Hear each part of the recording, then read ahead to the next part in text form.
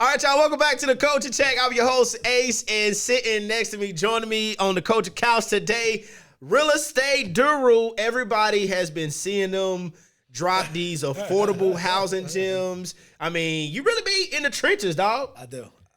What drives you about providing the necessary affordable gems for the culture?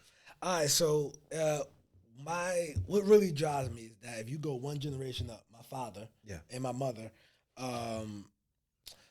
they got their rights during their lifetime, which was 1968, and they were both adults. Mm-hmm. So legally adults, they were still young, but legally adults, and they got their rights, whereas they didn't have the opportunities that we have today. Like it was the law. They couldn't buy houses in certain places, certain states, etc. So it was the law. And the places that didn't have those laws, they had unwritten laws. Like, man, no black person better not buy this. So with that being said, until it came down federally in 1968, after MLK got assassinated, we went out, rioted, and burnt it down, burnt cities down across the country. And they gave us that. Everything that we were given, we had to fight for. Nothing was just given to us. Like, hey, we're gonna do the right thing. So I want to expose that opportunity to others. Like, listen, they got affordable housing. You need to get in so you can have ownership. Because when you get ownership, you can get a seat at the table. And we talk about ownership in 2025, black home ownership. It is not where it needs to be. No. How do we get there in the climate that we have now? All right, so home ownership is actually it's like the top wealth builder. Yeah. That's how people get their net worth increase. So with that being said, we have to buy strategically. Don't just go out there and buy a house. We need to buy strategically, but you have to put yourself in position to buy, right? You have to be willing to do some work. Now, with a lot of Americans, let me say that, they got credit challenges. But there are programs, nonprofit organizations that will work with you to get you together to buy a house through that program. And you can possibly come out of no money out of pocket and get home ownership that you can actually afford. It's just that, our people perish from a lack of knowledge. Yeah. So we just, I tell people on my social media, and they do run the play. I can't say they don't run the play. They run it, and they do it. And when they see me down the street, they tell me. They DM me. It's crazy because when we was, coming into the studio, I was just telling you about how I seen your videos. You was in Concord. Yep. And the Lincoln community, man, growing up, I never even thought that it would be revitalized, never thought that it would be gentrified, never even thought that pretty houses would be on Lincoln Street, never thought that Corbin Avenue would get a facelift, never thought that, the houses that line up Barber Scotia, those houses are now getting a facelift. Absolutely. What does that make you feel like going into black communities and seeing that they're now gentrified, but then you're learning the history of how it was never really, I guess, set up to succeed? That's correct. So these neighborhoods that are getting heavy gentrification were never set up to succeed. That's why across the country, not just major cities, sub-cities around major cities, you will notice that a lot of black areas are placed on the outskirts of downtown or near the airport, because that was looked down, that was frowned upon at one time. Yeah. So that was frowned upon. Public transportation was frowned upon at one time. Now that is considered convenience. Being close to downtown where people live, work, and play, that's a theme now. You want to be close to the downtown because that's what goes on at night and the weekend, etc. So, and now these places, Concord, that Lincoln community, I was going to buy this is a true story, for $10,000. I went, looked at the house, told the guy, let's do it. But he sold it prior to me. But that's how much those houses would sell for back years ago. That's how much they would sell for. $5, $10, $15, $20,000. Yeah. Now they building new houses on there, $300K plus. What scared me was I ride back to my old neighborhood, and I'm looking for my old daycare. And I said, man, where all these damn townhomes come from? And then I look, I said, okay, oh, my daycare is right there. This little small piece is the daycare. But this big piece right here is housing. And I get it, but it's like all the memories that we make are being replaced by gentrification. How does that make you feel as a person that drops knowledge? All right, so when it comes to gentrification, I can't say I'm 100% against it, Yeah. because why does it take new money to come into a 95, 99% black neighborhood so that we can respect it? Yeah. As somebody who lives in one of those communities, right? What I notice is that people don't mind, because I have a big lot, big property, and people don't mind sitting on sitting on the side of my property. Yeah. People don't mind littering on my property. But however, Mr. Charlie, who white, Yeah. they we respect his stuff. We don't touch his stuff. We don't go on his property. But what gentrification does is cleanse out that parasite mentality of just sucking you dry. It cleans. So I'm not 100% against it. The people who are 100% against it, a lot of times they don't own anything, because now, even in my personal residence, I got 200K plus equity. Yeah. So that increased my net worth by $200,000 by one property, and this is the power of home ownership. And I lived in my house for 5 years.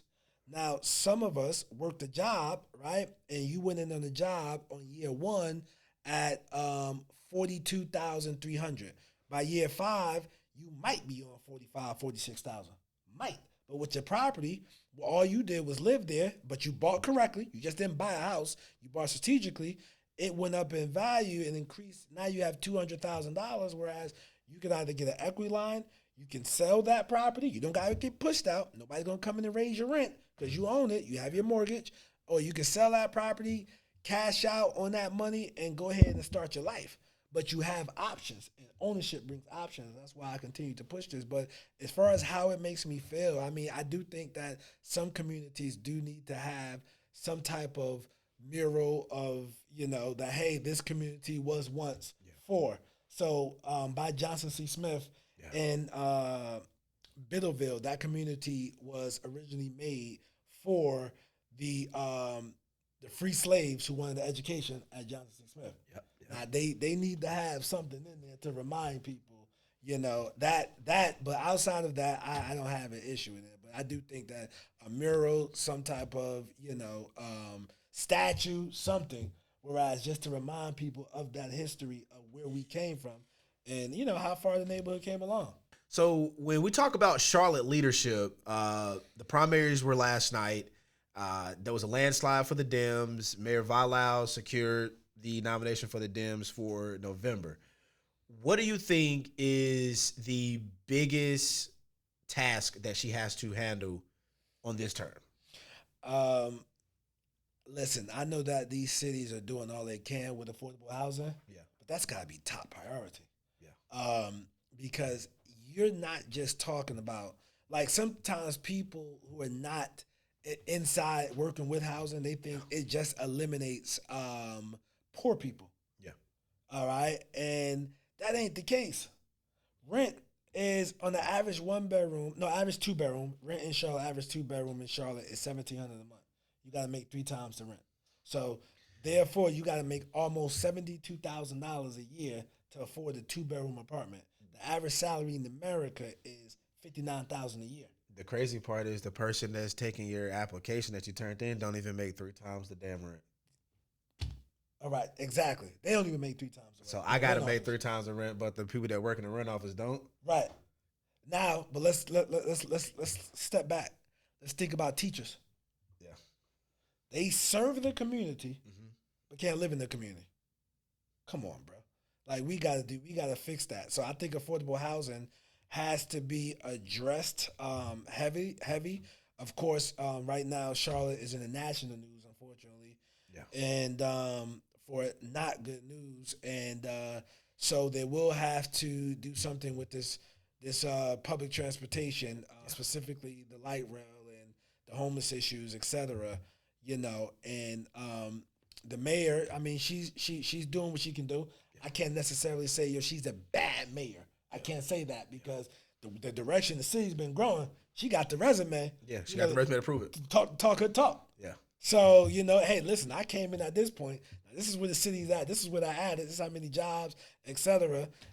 So with that being said, but I do think at the top of the list, affordable housing just has to be more of it. And I know that their hands is tied, but they have to. I think the public and private sector have to work together to do more about the affordable housing. Yeah, I totally agree. There's more vacant buildings that could be used for community displaced housing than you have businesses in them. Like, there's so many buildings uptown that are vacant.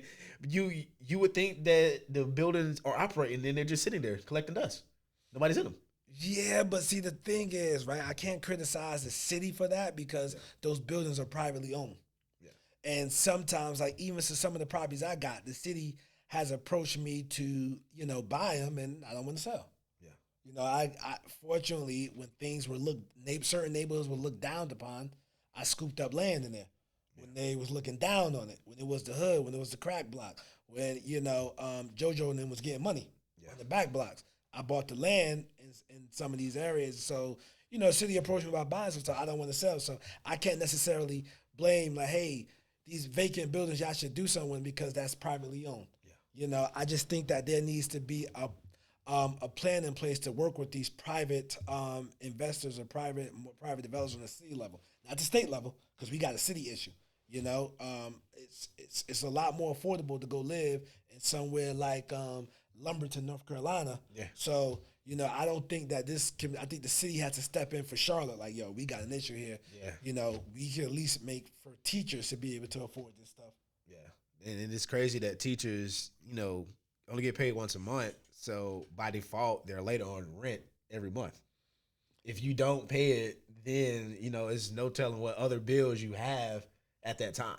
Yeah, and, I know they're going to say that, this is a state issue as far as teachers pay, but I just think teachers should come in at nationally 60, and by year 20 max out about 125, 130.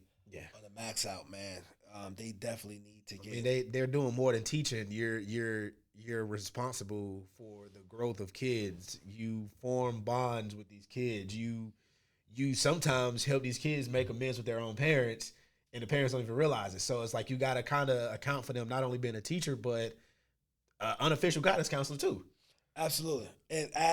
So let me just say this, and because sometimes people hear certain terms and they're triggered, but affordable housing does not mean black people housing. Yeah. It means people with a lower moderate income housing. Teachers are white, black, Hispanic, coming all different races of ethnicity. I think that they should be able to afford housing in the city they work. They shouldn't have to travel 30 to 45 minutes so they can get something that they could afford. What is one main program right now currently available to everybody to help them with affordable housing that's literally right at their fingertips? All right, I'm going to give you three. All right, so first one is going to be Google Dream Key Partnership. Dream Key Partnership. You have to make under $60,000 as a single person. If you have dependents, the income range go up. But as a single person, you have to make under $60,000. Right now, Bank of America, go to the branch on Betty's Ford Road on Bank of America. They have a housing grant program. It's crazy. I did a video on social media about that. Yeah, I seen it. Yeah. No, it went viral. They pulled the program and just rechanged the name of it. So, but yeah, hey, we ain't gonna tell her that. Yeah, this is a program that from a government level came in from the Biden administration that they put in 2022. It's supposed to last 5 years, but they can pull it at any time. However, you can go in the Bank of America branch, the one on Betty's Ford, ask for the housing grant program. They're giving out $10,000. Right now, it's a buyer's market outside, so you can ask for closing costs and other things, so no money out of pocket. Now, here's the thing about the Bank of America program. You must be willing to live in a black neighborhood or a Hispanic neighborhood. Bad credit, no credit, or good credit is accepted. You cannot have any charge-offs or any counseling and collections. That's for anybody, white, black, but you have to be willing to live in the black neighborhood or Hispanic neighborhood. And being that we're in the Charlotte area, That program applies for five counties. People are going to say, well, it's a process. Of course, they're giving you free money. Why would it not be a process? Who else going to give you $10,000? If you got somebody else to give you $10,000 with no process, then go ahead and get that. But for the people, everybody else, Bank of America, the Home Grant Program, go to the branch on Betty's Ford. Last but not least, NACA, NACA.com. NACA is for everybody, all income levels. The Bank of America program is capped. You got to make under 150K. That's capped at under 150K. NACA is for all income levels, but they'll get your credit together. It is a process. This is not, I qualify, I go look for a house. There's a process you go through, and with that process, man, you could get an interest rate that's lower than what they're putting out on the public market, closing costs, and everything paid for.